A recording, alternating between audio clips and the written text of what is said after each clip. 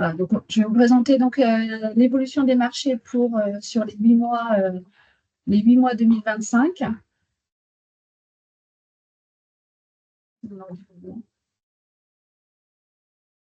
Alors, pour commencer, on va faire un point sur l'environnement macroéconomique global. N'hésitez pas à intervenir. C'est là, effectivement, on fait ça en visio maintenant, mais donc sur 1 heure. Mais n'hésitez pas si vous avez des questions, des remarques ou quoi que ce soit. Le but, c'est que ce soit quand même un petit peu vivant. Donc, sur l'environnement macroéconomique, donc selon les dernières prévisions publiées par le FMI donc en juillet 2025, donc les perspectives de croissance ont été revues à la hausse. Donc, plusieurs facteurs expliquent cette amélioration. Tout d'abord, les droits de douane. Donc, la hausse qui a été redoutée a été anticipée. Et donc, on a eu des droits de douane qui ont été un peu plus réduits. On a également les conditions financières qui se sont assouplies par rapport à 2024. Et enfin, on a aussi des grands pays qui ont adopté des mesures de relance budgétaire et qui ont permis donc une croissance. Donc, au niveau mondial, en 2025, on prévoit pour la fin d'année 3% au niveau mondial et 3,1% pour 2026. On a bien évidemment des disparités par zone. Aux États-Unis, on sera pour cette année à 1,9% de croissance et 2% en 2026. Et à l'inverse, on a donc la Chine et l'Inde. La Chine est quand même inférieure à 5%, donc avec 4,8% de croissance pour 2025 et 4,2%, donc un peu plus faible pour 2026. Et par contre, l'Inde, elle, continue sa croissance au-dessus de 6%, donc 6,4 pour cette année et l'année prochaine. À l'inverse, donc au niveau de la zone euro, on est donc sur une croissance de tout juste 1% pour cette année et 1,2% l'année prochaine, sachant que pour les principaux pays européens, on a donc l'Allemagne, la France et l'Italie pour des croissances qui seront inférieures à 1% pour cette année et l'année prochaine, hein, donc assez faibles. Euh, et on a l'Espagne et le Royaume-Uni, eux, qui seront au-dessus de 1%, donc 2,5% pour l'Espagne et 1,2% pour le Royaume-Uni. On a en plus donc l'inflation qui plutôt a des tendances à la baisse au niveau mondial, hormis aux États-Unis où elle devrait rester supérieure à l'objectif, donc avec la politique de Trump. Sinon, on a également des tensions géopolitiques, bien évidemment, qui risquent de perturber la croissance et l'économie dans les mois à venir. Donc, on a un climat économique assez fragile, vulnérable vraiment à toutes sortes de chocs. Je vous ai mis ici la dette publique au niveau Europe, donc pour qu'on se rende compte un peu à quel niveau est-ce que la France est vraiment la seule à être avec une dette aussi élevée. Donc au niveau de la zone euro, on est à 88%, mais ce qu'on remarque, c'est qu'elle est plutôt stable, même si elle a vraiment des disparités par pays. Donc, effectivement, vous avez la France donc, qui est à 114%, donc c'est en pourcentage du PIB.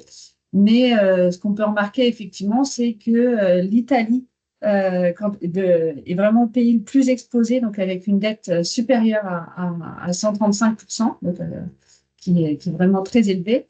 À l'inverse, l'Allemagne, elle est en dessous de 65%, donc 62%, ce qui lui permet d'avoir une marge de manœuvre budgétaire plutôt bonne vis-à-vis de ses voisins et qui peut donc survivre à des chocs économiques qui pourraient arriver. Mais on a aussi donc l'Espagne qui a un niveau quand même élevé aussi à 104%. Donc on a vraiment des dettes publiques au niveau européen très, très disparates en fonction des pays. Je vous ai mis après le taux d'épargne en France.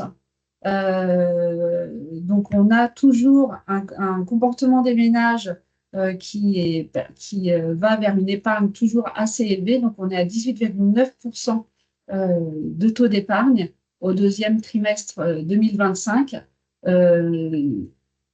On a des prévisions qui seraient à la baisse, mais c'est pour anticiper un peu peut-être les hausses d'impôts qui arrivent en fin d'année. Mais sinon, le taux d'épargne devrait rester quand même assez élevé. Donc, les Français épargnent toujours par précaution face aussi aux perspectives économiques incertaines, des pouvoirs d'achat qui sont assez fragiles. Et donc, si on regarde l'opportunité des achats importants donc sur le graphique de droite, reste toujours assez faible, alors que l'opportunité d'épargne est toujours élevée. Donc, les Français ne sont pas encore prêts à faire des achats importants, dont l'automobile fait partie. Et donc, on reste du coup avec des marchés qui sont assez faibles. Claudie, une question, s'il te plaît. Est-ce que tu as un détail? Quelles sont les classes qui épargnent? Savoir, est-ce que Celles ce qui sont déjà épargnent, des c'est vraiment classes? les classes supérieures. C'est vraiment la classe, la classe la plus élevée. Donc, C'est le quartile ce sont le celles qui plus élevé. pourraient s'acheter de toute façon une voiture. C'est ça, exactement. Oui, oui. Donc, ma question, c'était de savoir si demain cette épargne devait se libérer, est-ce qu'on pense vraiment que ça boosterait les achats automobiles? Un petit peu, Parce que c'est un peu effectivement. ça quand même la question.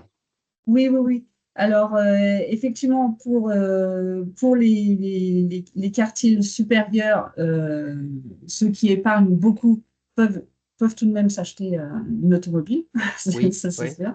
Mais effectivement, ceux qui sont juste en dessous et qui ont une épargne quand même qui reste élevée, ça permettrait effectivement, s'ils dégageaient un peu d'épargne, d'acheter effectivement des véhicules.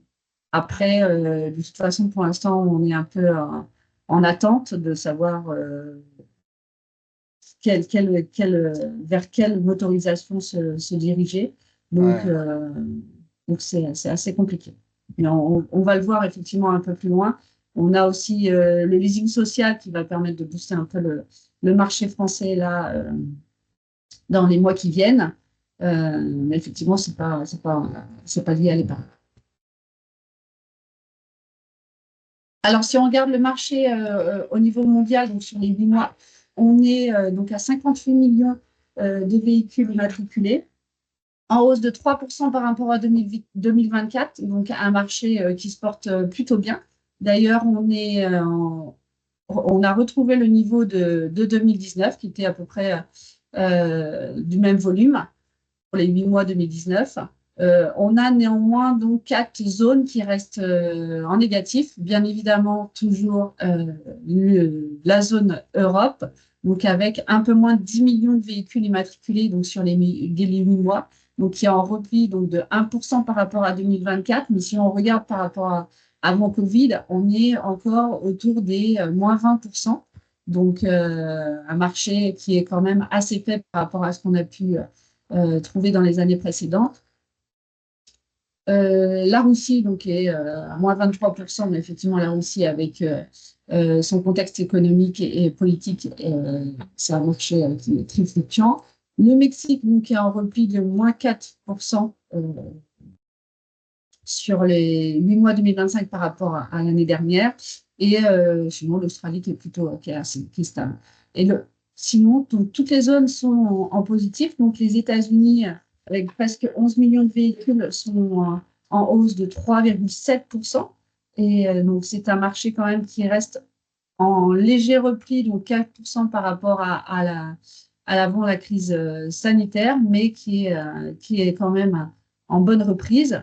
On a sinon, donc effectivement, la Chine qui reste toujours en progression, donc avec plus 13% et près de 18 millions de véhicules immatriculés. La Corée qui s'exporte bien, plus 6%. Le Japon, plus 7% après un marché 2024, on verra qui était en repli.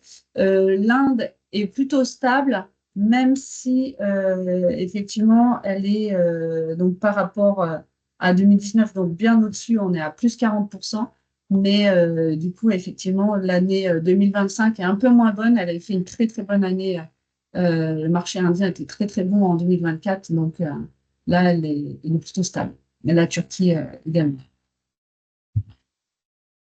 Si on fait un zoom, donc du coup, sur le marché chinois, donc sur les 8 mois depuis le début de l'année, donc on a bien évidemment les marques de nationalité chinoise donc, qui progressent, continuent de progresser.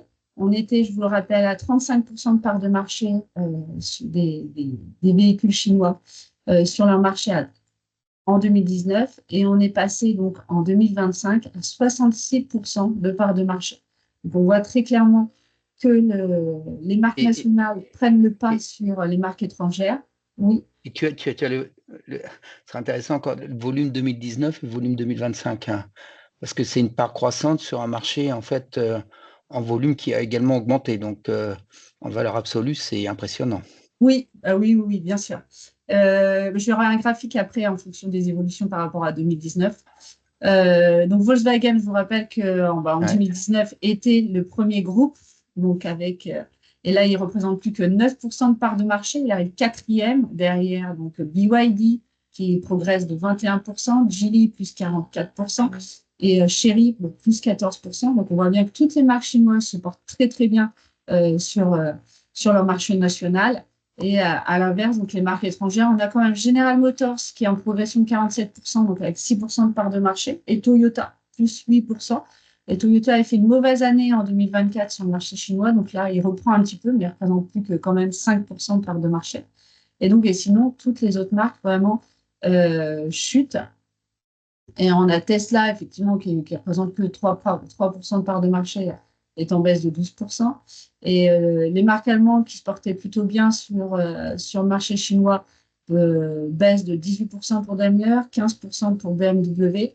On a par contre, à l'inverse, donc Hyundai qui est plutôt en progression, même si effectivement c'était l'année 2024 qui n'était pas très bonne non plus, et donc plus 7,7%. Donc on voit quand même très clairement que ce sont les marques chinoises qui dominent largement le marché. Donc si vous voulez une comparaison par rapport à 2019, vous l'avez ici. Donc vous voyez effectivement que BYD, c'est plus de 800% en plus par rapport à 2019. Donc toutes les marques chinoises progressent par rapport à l'avant Covid, alors qu'à l'inverse, les marques étrangères, elles sont toujours en repli, donc sur un marché qui est en hausse de 38% par rapport à 2019. Donc, si on regarde par rapport à la motorisation, donc effectivement, c'est un marché en plus donc, qui profite beaucoup aux Chinois, mais aussi donc, de véhicules électriques qui sont spécialisés un peu sur les marques chinoises, donc qui est en hausse de plus 45%, avec 5,6 millions de véhicules immatriculés sur les seuls 8 mois 2025. Donc, ça représente 30,8% de part de marché d'électrique. On a également le plug-in hybride qui progresse très bien et qui a 3,4 millions de véhicules immatriculés depuis le début de l'année et donc qui représente 18,6% de part de marché. Donc on a les véhicules rechargeables qui sont, à presque 50% de part de marché sur le marché chinois. Donc, si on regarde le marché indien, donc, qui est en progression, qui est stable depuis le début de l'année, donc là, c'est sur les VP. Par rapport à 2019, on est à plus 48%. Donc, sur le marché indien, on a Maruti Suzuki qui reste le leader, mais qui est en repli quand même de moins 2,7%, et qui représente 40% de part de marché. Hyundai, effectivement, est en repli également, moins 3%. C'est Mahindra qui tire un peu le marché indien, donc plus 16%. Tata est en repli et Toyota, donc plus 11%. Vous avez sur le graphique de droite les variations par rapport à 2019. Donc on voit effectivement quand même que tous les premiers constructeurs ont des points de progression depuis ces dernières années. Et on a à l'inverse donc Honda, Renault, Nissan, Stellantis, effectivement, pour qui le marché indien ne s'est pas développé et donc sont en baisse. Du côté du Japon, donc effectivement, donc c'est un marché pareil, donc qui est dominé par les marques nationales, donc avec Toyota qui est leader avec 45% de part de marché et qui reste en hausse de 19%. Donc Toyota effectivement tire le marché japonais vers le positif. Suzuki est le deuxième, donc avec 17% de part de marché et reste stable par rapport au mois 2024. Mais on a sinon donc Honda et Nissan qui sont en repli sur leur marché. Et Mazda et Mitsubishi sont en hausse, mais les parts de marché sont un peu plus faibles, 4 et 3%. Et à remarquer effectivement qu'on a des groupes allemands qui se portent bien sur le marché japonais, donc même si effectivement c'est des parts de marché assez faibles, 1% pour chacun. Donc Volkswagen est en hausse de 17%, BMW 15%. Et donc si vous regardez par rapport à 2019, on a Suzuki effectivement et Mitsubishi qui sont en hausse par rapport à l'avant-Covid. Sinon, les baisses de chaque constructeur sont quand même assez importantes au mois 2025. Je vous ai mis ici donc, le marché américain. Donc, le marché américain, on a donc Stellantis, par exemple, qui recule tous les mois, il perd une place. Donc, la marque Chrysler est arrivée maintenant derrière Honda, donc en sixième position. Donc, et ne représente plus que 7% de part de marché. Donc, c'est assez compliqué, effectivement, pour Stellantis, donc pas que sur le marché européen, mais également sur le marché américain, donc en repli de près de 8%. À l'inverse, donc General Motors est toujours le leader avec 18% de part de marché, en hausse de 11%. Toyota est plutôt assez bon également avec 7,2% de part de marché. Et Ford est un peu mieux. Il y avait de ces derniers mois pour lequel c'était assez compliqué et un marché qui était en baisse et en Europe et aux États-Unis. Donc là, il reprend un peu ces derniers mois, donc à plus de 7,1% et pendant 13% de part de marché. Hyundai est toujours très bonne progression, donc plus 9,9% par rapport au mois 2024. Et si vous regardez par rapport à 2019, il est en hausse de près de 40%. Donc c'est vraiment un constructeur qui continue de grignoter des parts de marché sur le marché américain et qui progresse très très bien.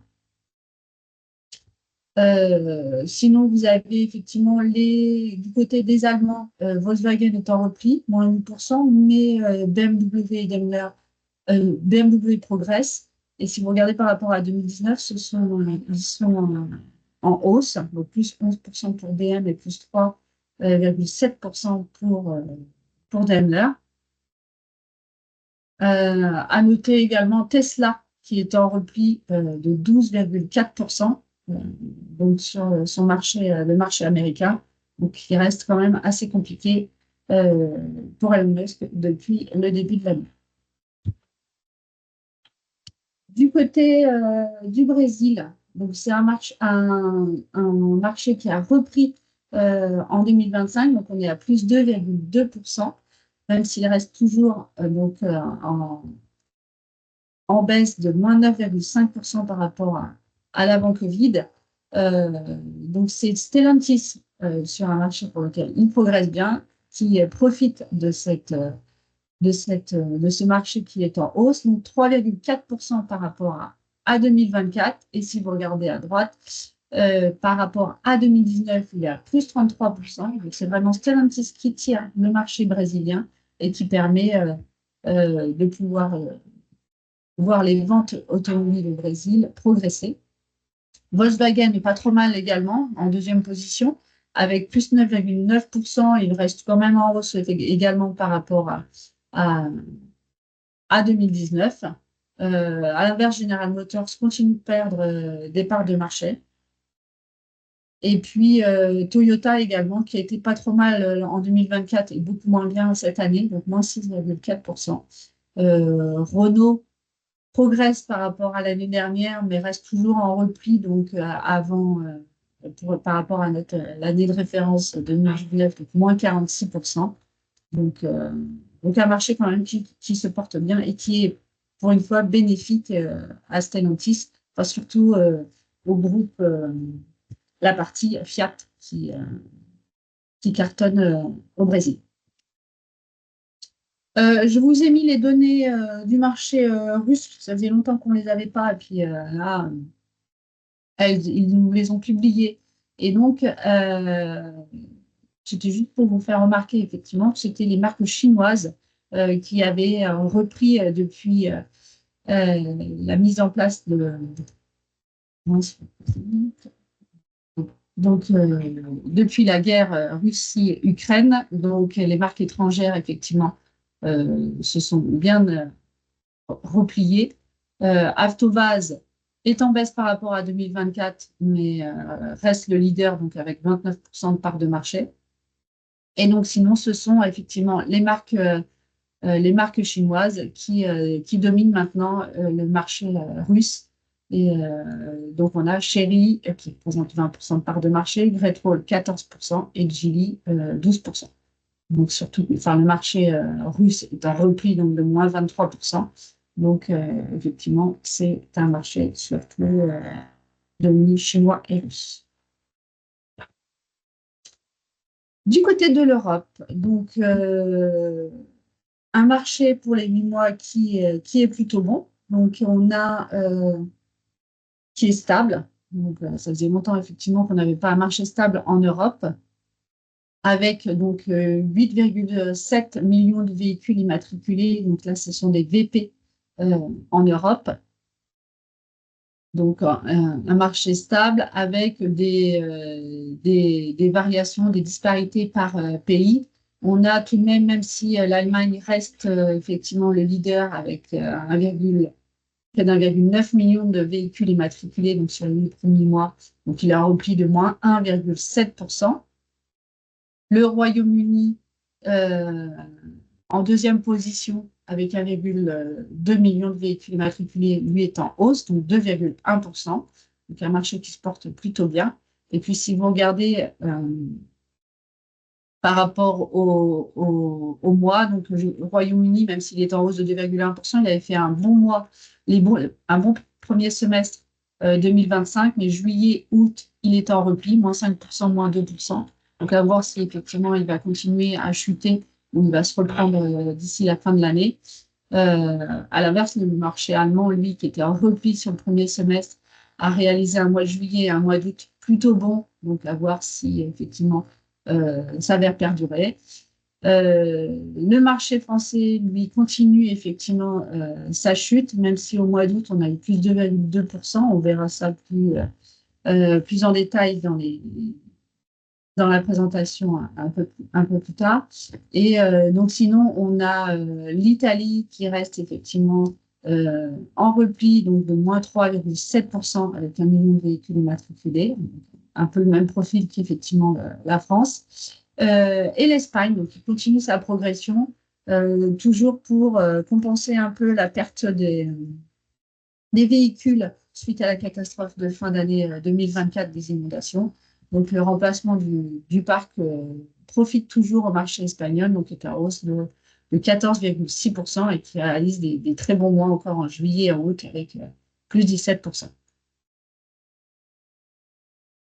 Si on regarde la répartition des ventes par groupe, donc le groupe Volkswagen, toujours leader, donc avec 28% de part de marché, est en hausse de 3,7%. Je vous ai mis à droite l'évolution des parts de marché donc par rapport à 2019, 2024 et 2025. Parce qu'effectivement, on voit Stellantis, donc, qui est quand même sur la deuxième marche du podium encore, je ne sais pas pour combien de temps, mais donc il représentait quand même 24% en 2019 et on voit qu'aujourd'hui, Stellantis ne représente plus que 15,4% de part de marché.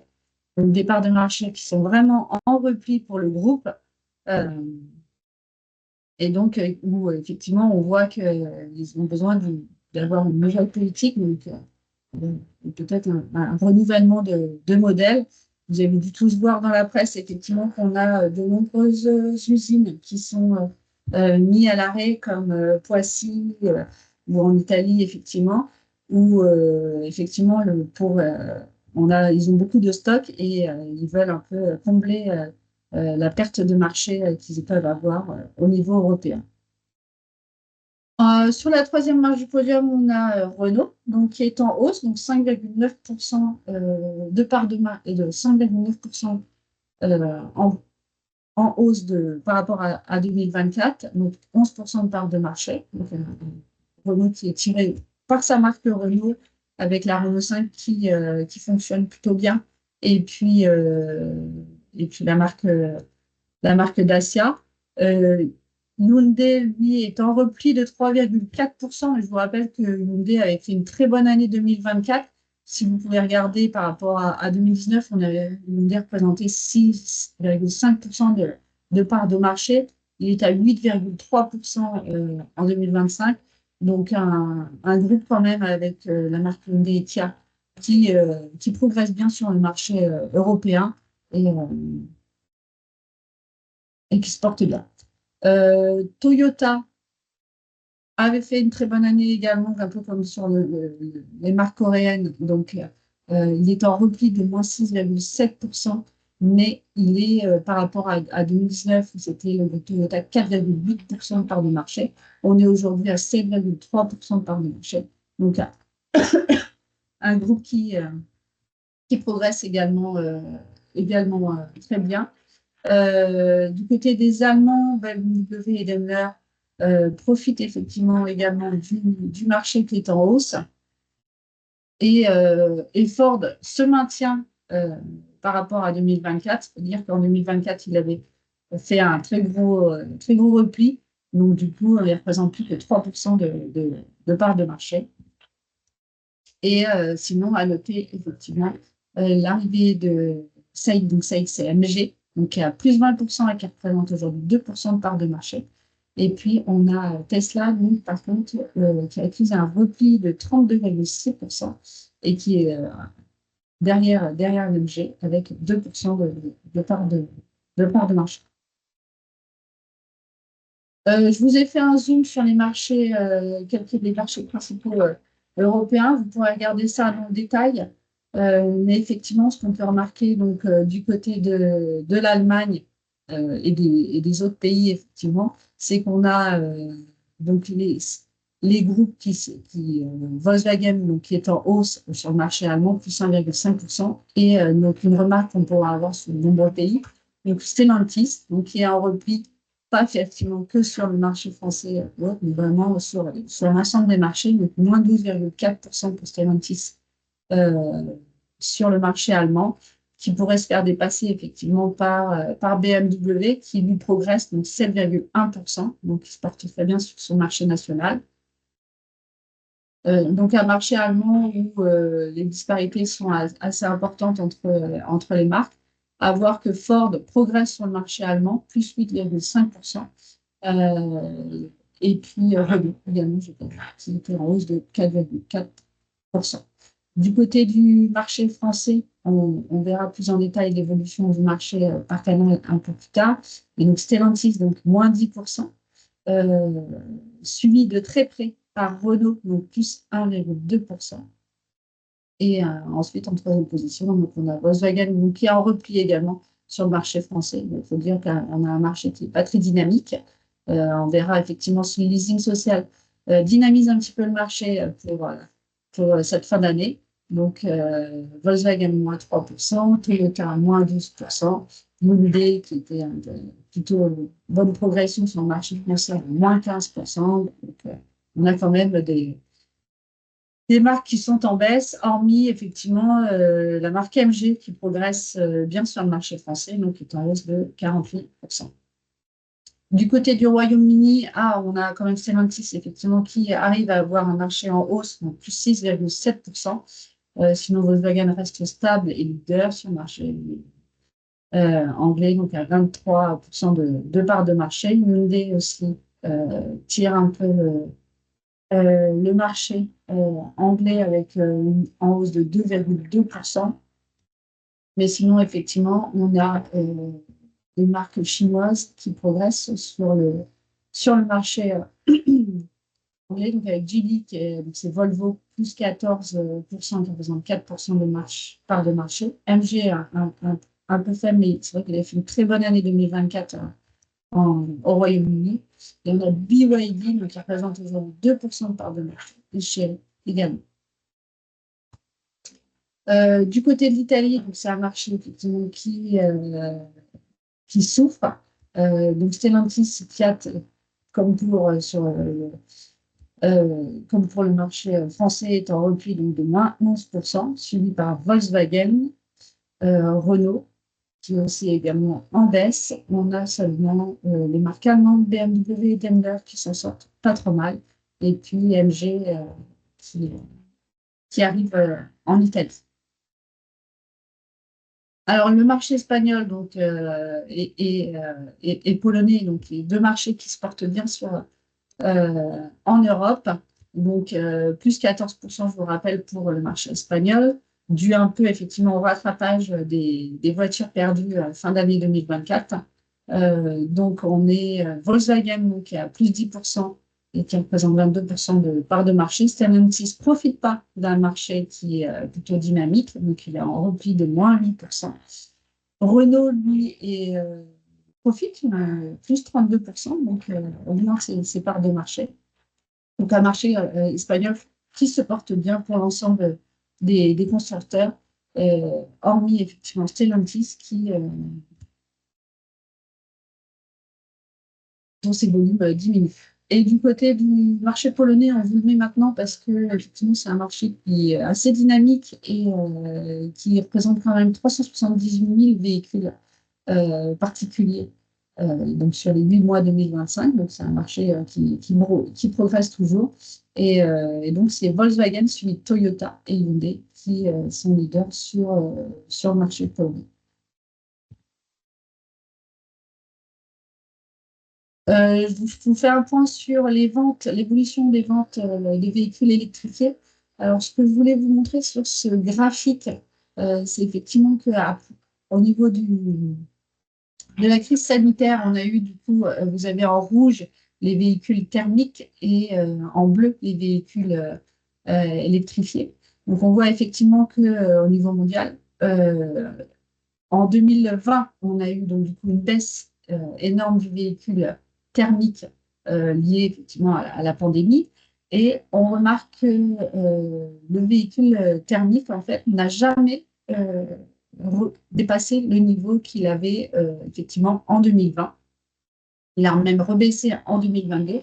Et en fait, c'est le véhicule électrifié qui compense et qui permet au marché d'augmenter, comme on peut le voir effectivement avec le marché chinois, où du coup on est sur des hausses de 40% au niveau de véhicules électriques ou 30% de véhicules plug-in hybrides.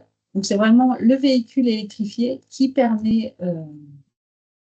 aux véhicules, à la progression des ventes au niveau du marché mondial. Sur les 7 mois, vous avez les ventes par modèle ici au niveau mondial. Donc, c'est Tesla quand même qui reste le véhicule le plus vendu au niveau mondial, suivi de BYD et de nouveau Tesla. Donc, quand on regarde quand même sur les 20 premiers modèles, on a les 12 premiers, donc on a Tesla, mais sinon du BYD, vous en avez 1, 2, 3, 4, 5, 6, 7, 9 modèles. Pour avoir un modèle effectivement européen, il faut attendre la 18e place avec l'ID4 pour avoir un marché, un véhicule européen. Donc, ce sont vraiment soit Tesla, BYD ou les marques chinoises qui dominent le véhicule électrifié au niveau des modèles, au niveau mondial. Vous avez à droite la répartition des ventes en 100% électrique, donc sur les 7 mois 2025. Donc là, à gauche, c'était sur les véhicules électrifiés. Donc vous avez plug-in hybride et véhicules BEV 100% électriques. Et donc là, vous avez vraiment que 100% électrique, donc les BEV. Et donc c'est bien BYD qui est en tête par rapport à Tesla. Donc BYD représente 17,1%. Tesla, 12% de part de marché. Et ensuite, c'est des marques chinoises également. Donc, vous avez Geely et SAIC, donc avec MG. Et Volkswagen seulement arrive en 5e position. Vous avez mis ici les ventes des BEV aux États-Unis en 2025, donc sur les 8 mois. Même si Tesla est en baisse donc de 12,4% par rapport aux 8 mois de l'année précédente, il reste quand même leader sur le marché américain. Mais on remarque quand même que les pourcentages, la part de marché de Tesla est en baisse dans les ventes de BEV. Donc, on était à 50% de part de marché en 2024, ça ne représente plus que 41%. Donc, au profit, effectivement, de Chevrolet, mais également d'autres marques qui arrivent sur le marché américain. Après, le marché américain,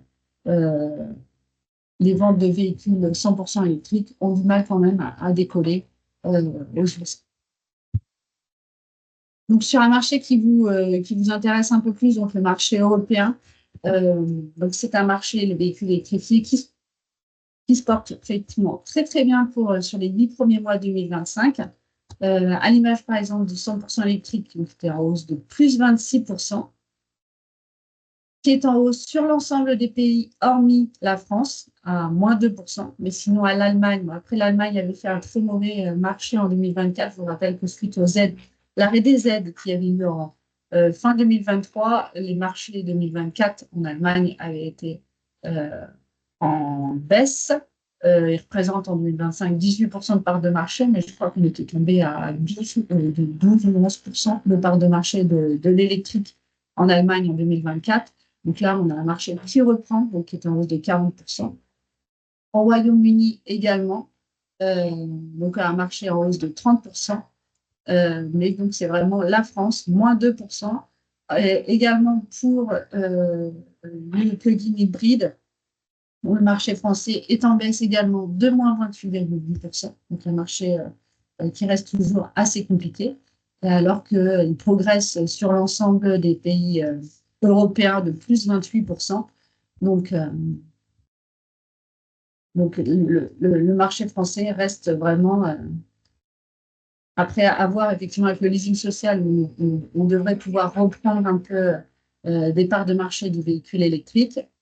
Sinon, au niveau européen, on est à 17,7% en 2025, alors qu'en 2024, on était à une part de marché de 14%. Donc, vous avez les pays du Nord qui ont des parts de marché plus élevées. Donc, la Suède, 35%, la Norvège, bien évidemment, qui représente presque 95% des ventes, qui sont des véhicules donc, de 100% électriques. Le pourcentage, c'est vraiment la part de marché des 100% électriques. Le Danemark, on est à 65%, les Pays-Bas à 35%. Donc, vraiment une Europe du Nord, le Royaume-Uni, dont les ventes ont bien augmenté, représentent près de 22% des ventes en 100% électriques. Et vous avez à l'inverse, donc, l'Europe de l'Est et avec l'Espagne, 8,1% seulement de part de marché de véhicules 100% électriques. L'Italie, pareil, un marché électrique qui se développe pas, on est à 5,2%. Et puis, donc, une Europe de l'Est où les parts de marché restent faibles, en dessous de 5%, où les véhicules ne décollent pas. Après, ils n'ont pas de bornes de recharge de mis en place chez eux. Donc, c'est assez compliqué. Et l'hybride, lui également, progresse. Donc, on arrive à 3 millions de véhicules hybrides immatriculés en Europe, donc en hausse de 15%. Et donc, l'hybride aujourd'hui représente près de 35% de part de marché, alors que le diesel maintenant est tombé bien en dessous des 10%. On est à 8,3% de part de marché. Je vous ai mis ici l'évolution des parts de marché des véhicules 100% électriques, enfin des véhicules rechargeables dans les principaux marchés européens. C'était juste effectivement pour voir l'évolution des parts de marché. On voit effectivement que tout le monde progresse. Au Royaume-Uni, euh, on est passé en véhicules rechargeables de 25% à 32% de parts de marché de véhicules rechargeables au Royaume-Uni. En Allemagne, donc effectivement, les dernières on était sur des parts de marché plutôt faibles. Là, on a bien augmenté 28,1%. Et vous avez la France, lui, qui est plutôt en baisse. Donc, à l'inverse, tous les pays progressent, sauf la France. Donc, on était à 24,6% de véhicules rechargeables, qui est en baisse de 20 à 23,7%, lié principalement au PHEV. Le BEV progresse quand même en France. On est à 16,7, on passe à 17,7. Mais par rapport aux autres pays, effectivement, on progresse beaucoup plus lentement. Donc, et puis à noter l'Espagne et l'Italie qui sont un peu en retard au niveau de l'électrification euh, de leurs véhicules. Donc, on était à 10,4% de véhicules rechargeables l'année dernière en Espagne, on passe à 18%. Et l'Italie, le dernier, 7,2% en 2024, qui est passé à 10,8%. Et vous avez ici donc les ventes de VP en 100% électrique, donc là par groupe. Franck, est-ce que tu voulais commenter ces slides ou tu veux que je Oui, passe? oui, oui. Oh, bah, très, très vite, parce qu'en fait, c'est juste une petite slide qui vous donne. Alors, ce sont des données Markline, mais en fait, on retrouve le total 1,5 million qui est communiqué par la CEA. Donc, c'est des chiffres qui sont, à mon avis, globalement vraiment fiables, hein. Et ce qui était intéressant, je trouve, c'était de voir. Alors, à gauche, vous avez les volumes donc sur les 8 mois, sur l'ensemble de l'Europe. Et à droite, je vous ai mis donc la part de marché que la marque ou le groupe a dans le BEV. Et à côté, je vous ai mis sa part de marché normale, celle que vous a présentée Clotilde, sur tous les véhicules et tous les types de moteurs confondus. Donc, ce qui est intéressant de voir, c'est que le groupe Volkswagen, il a vendu 433 000 voitures, vous voyez, et que globalement, en vert, pourquoi je vous ai mis en vert la part de marché BEV? Parce qu'en fait, ils ont une part de marché qui, dans le BEV, et pour principalement la majeure partie de leur marque, est supérieure à leur part de marché globale, tout type de motorisation confondu. Ce qui est quand même assez rare et quand même malgré tout intéressant, parce que même si le marché européen du BEV, comme on le voit, il décolle lentement et bon, on est passé de 14 à 17, presque 18, mais moi je pense, et je le dis depuis des années, et je crois que les faits nous donneront raison, c'est qu'on aura beaucoup de mal à passer la barre des 20% au niveau global. On verra comment ça va se passer dans les mois qui viennent et l'année prochaine, mais moi je pense qu'ils misent tout sur le véhicule d'entreprise en forçant les entreprises à acheter du véhicule électrique. Je ne suis pas sûr que ça marche totalement. Et je pense qu'en revanche, du côté des particuliers, à mon avis, on a atteint pour le moment, à mon avis, un petit plateau. On verra. On verra. Mais je ne suis pas forcément hyper optimiste sur l'envol du véhicule électrique chez les particuliers. En tous les cas, là, vous voyez que Stellantis est complètement largué. Non seulement ils ont une part de marché qui est maintenant de moins de 15% global, hein, sur tout véhicule, mais dans l'électrique, ils ont à peine 11,1%. Et vous voyez qu'à part Citroën, qui a à peu près la part de marché dans l'électrique et dans le global, les autres, ils ont une part de marché dans l'électrique qui est encore plus faible que ce qu'ils ont dans le global.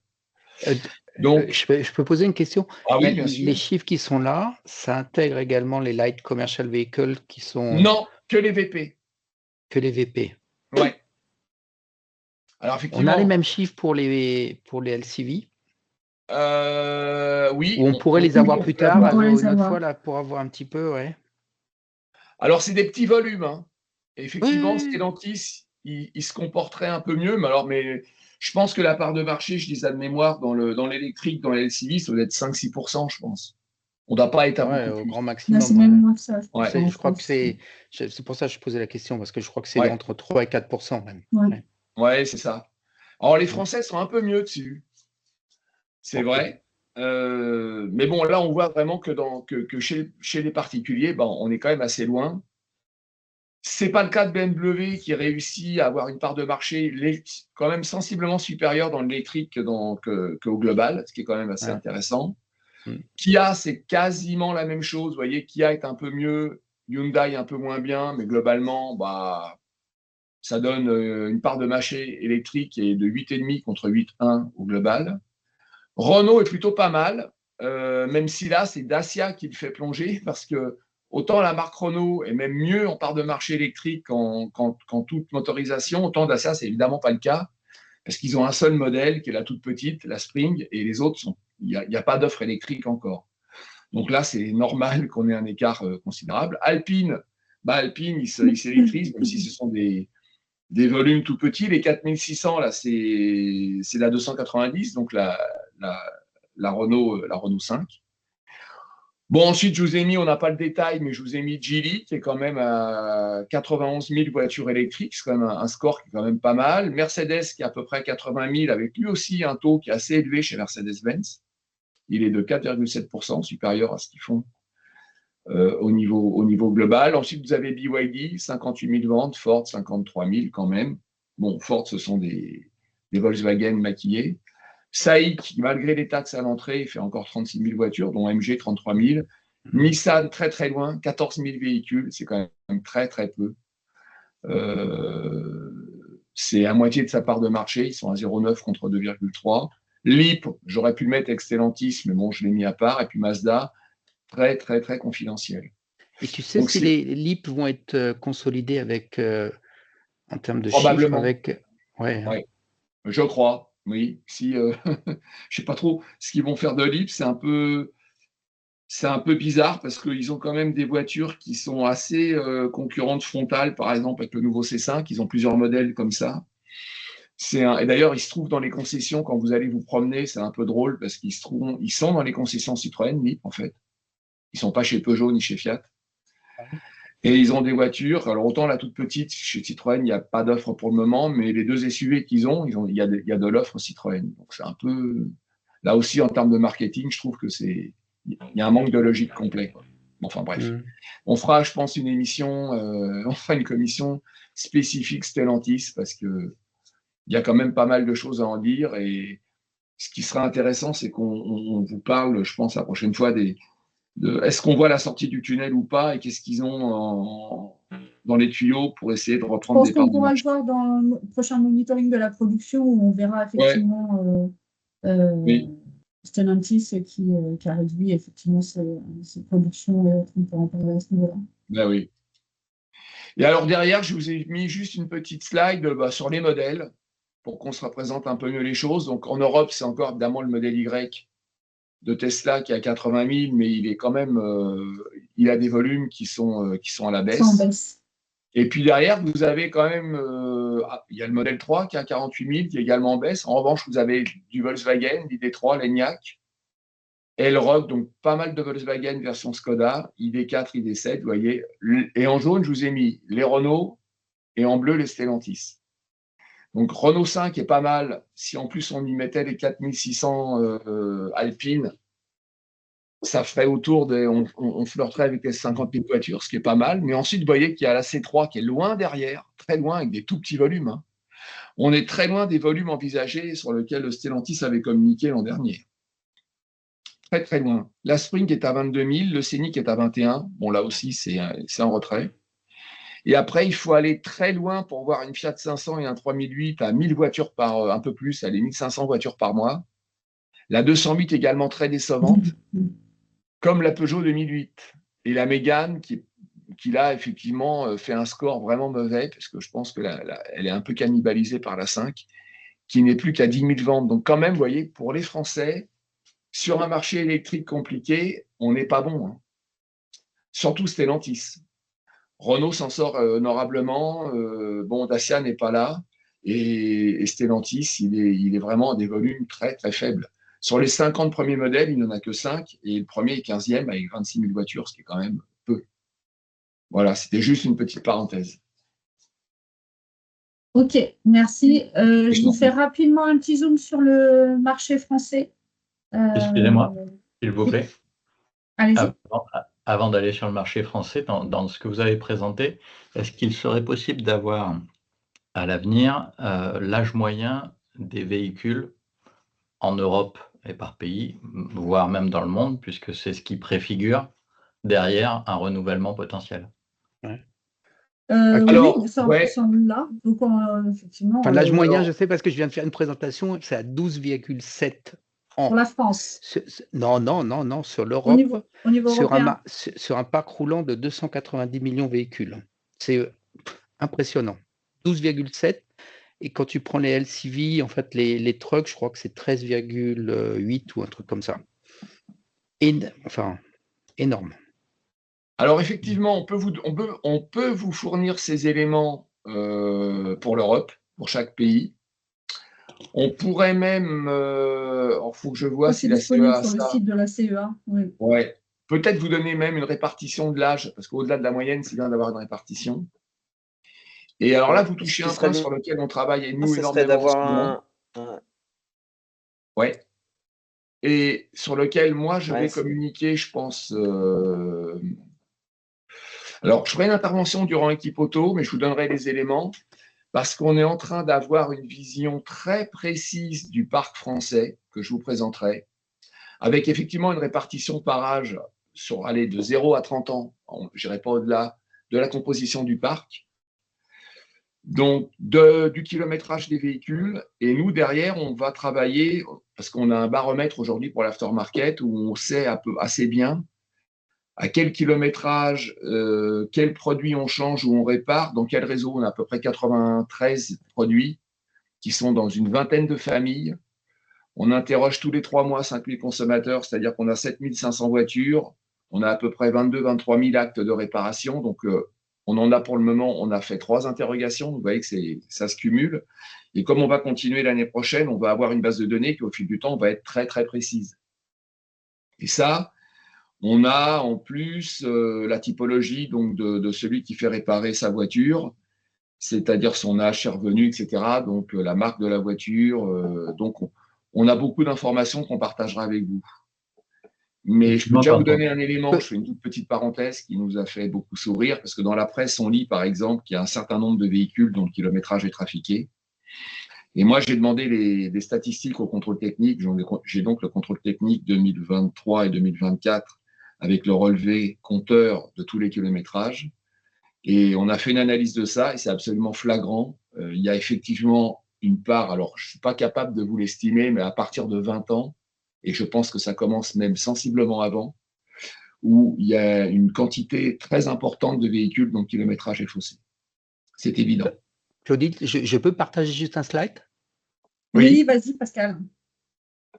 Il y a ça qui existe. Et donc, oui, tu l'as par pays. Oui, voilà. Vous l'avez sur le site de la CEA. Ouais. Et alors, je pense même que sur le site de la CEA, vous avez un roadbook qui sort une fois par an où vous avez le détail du parc pour tous les pays par tranche d'âge de véhicules pour chaque pays. Ça, vous l'avez. On va regarder, éventuellement, on vous le met en copie, on vous l'envoie. Mais c'est un document à CEA qui est mis à jour une fois par an. Je vous le rajouterai. Ouais. Okay, donc oui, si donc je vous disais que toutes nos enquêtes nous amènent à avoir beaucoup d'informations. Mais clairement, les relevés, alors je ne sais pas, il faut que je regarde l'enquête ménage, là, je vais en discuter avec Bernard Julien, avec d'autres, parce que clairement, les relevés kilométriques, s'ils sont issus du contrôle technique, ils ne sont pas bons. Donc ça perturbe, alors ça perturbe pas l'âge, parce que ça, ils ne peuvent pas mentir sur l'âge de la voiture, c'est-à-dire la date de première immatriculation, ça, celle-là, elle est certaine. En revanche, les kilométrages qui sont associés sont faux. Et si vous voulez mon avis, en moyenne, à partir de… Alors, il faut regarder combien ça pèse dans le parc des véhicules qui ont plus de 20 ans. C'est certain, je pense qu'ils ont, à mon avis, 100 000 km en moins que ce qu'ils ont réellement. Je pense que c'est dans cet ordre-là. Mais je vous en parlerai. Parce qu'on a des courbes qui sont absolument pas du tout, qui sont rationnelles les 5-6 premières années, jusqu'à 7-8 ans, et après, ça dévisse, et après, on a un kilométrage annuel qui devient ridicule, voire même, passé un certain âge, qui devient négatif, ce qui n'a aucun sens.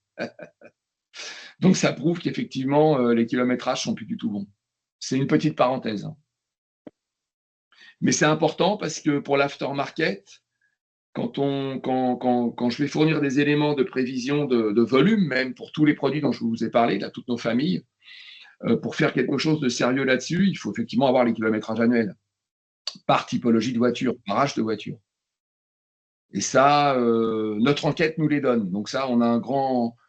et plus on va faire l'enquête, puisque tous les 3 mois, comme je vous le dis, on a beaucoup de données qui rentrent, on va finir par avoir une vision assez précise quand même des kilométrages plutôt vrais des voitures, même quand elles sont très âgées.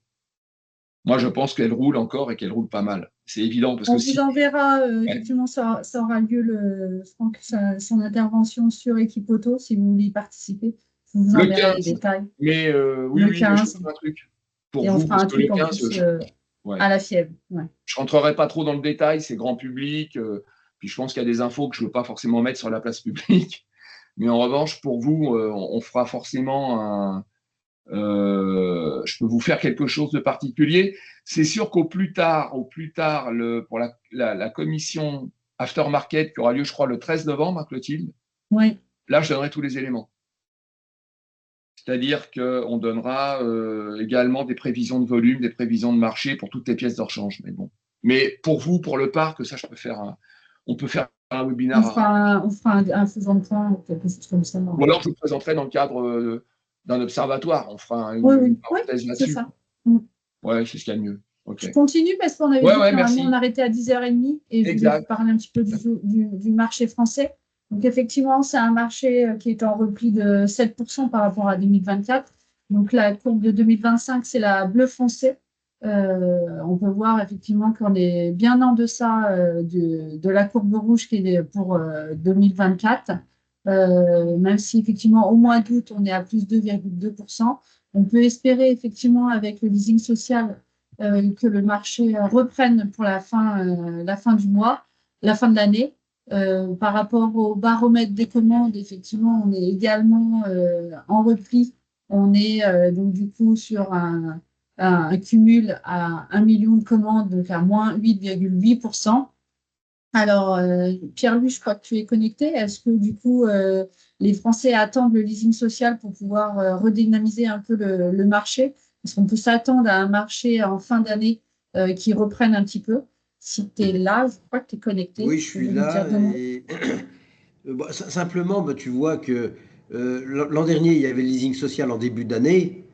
Donc, on était fort en début d'année. Puis cette année, on ne l'avait pas. Et puis, il va se passer un mouvement comparable par rapport à la fin de l'année, où il y aura forcément quelque chose à partir du 30 septembre qui dynamisera, qui aidera les commandes sur la dernière partie de l'année et qui devrait redresser un petit peu. Donc là où tu étais en dessous de la courbe mais on n'atteindra pas les 1,8 million quand même du marché français. Hein, on a perdu, si tu regardes, je ne sais pas quoi, à peu près 80 mm. Donc il y en a 50 000 qui étaient plus ou moins liés au leasing social. Donc on va en récupérer, mais si on en récupère un peu moins de 50 000, ben voilà, on fera peu ou prou le même niveau que l'année dernière, plutôt un peu en dessous, et puis voilà. D'accord. Et on sera avec chaque fois un leasing social en 2024, un leasing social en 2025.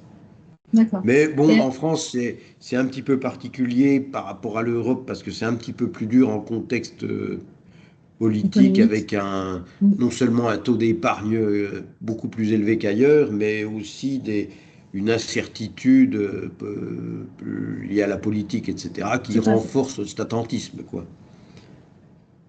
Ok, je te remercie. Si on regarde les ventes, la répartition par canal, donc c'est le marché du le marché du particulier et de l'entreprise souffre plus que le marché au global. On est à moins 11% pour les particuliers, moins 12% pour les entreprises. La réglementation en plus au niveau de l'entreprise ne favorise pas effectivement le renouvellement du parc. Donc c'est les loueurs qui progressent, qui sont à plus 10%. Donc effectivement, les entreprises, on voit qu'ils étaient à 28% de part de marché, on descend à 25,7% pour les 8 mois 2025. Et donc c'est à l'inverse, donc les loueurs qui ont une part de marché qui progresse. Je vous avais mis, mais je vais peut-être un peu plus loin, la répartition par groupe, il faut la voir après. Au niveau des VUL, c'est pas beaucoup mieux, donc on a parlé tout à l'heure. Donc, les VUL sont en baisse de 10% par rapport à 2024, avec des commandes qui ont repris peut-être un peu pour le mois d'août, mais sinon, un marché qui reste quand même extrêmement tendu au niveau du VUL. Le marché de l'occasion, lui, stagne par rapport à l'année 2024. Donc, on est à 2,6 millions de véhicules immatriculés et donc un marché qui se porte plutôt bien. Et si vous regardez la répartition par âge, donc les moins de 1 an reprennent effectivement un peu de part de marché. On est donc en hausse de 3,8%. Donc, les ventes de véhicules plus récents, c'est un peu mieux, sachant que par rapport à 2019, on est toujours en repli de près de 50% pour les véhicules de moins de 1 an. Et on a donc toujours les véhicules de 15 ans et plus, qui représentent plus de 1 million de véhicules vendus, et donc qui sont en hausse en plus donc de 8% et représentent 30% des véhicules d'occasion vendus. Donc les véhicules de plus de 15 ans qui, par rapport même à 2019, sont en hausse de 45%. Donc c'est vraiment, on voit que le marché de l'aftermarket, effectivement, peut continuer à progresser puisque les véhicules d'occasion assez âgés continuent de se vendre très bien. Et on est à 12 ans d'âge moyen, je crois, en France sur les véhicules. Là, je vous ai mis l'évolution du prix, donc c'est un peu toujours en hausse pour le neuf et ça stagne pour le véhicule d'occasion. Je voulais juste plus vous faire un point donc, sur les véhicules de vente électrique. Donc, on a vu effectivement que pour les ventes sont en repli pour les véhicules 100% électriques. Donc, ça représente 18% de part de marché, donc un petit peu en hausse. On est à moins 2% sur l'électrique, moins 28% sur le plug-in hybride et plus 30% sur l'hybride rechargeable, lui qui représente quand même 45% des ventes en France. Je vous ai mis un truc sur le leasing social, l'infrastructure.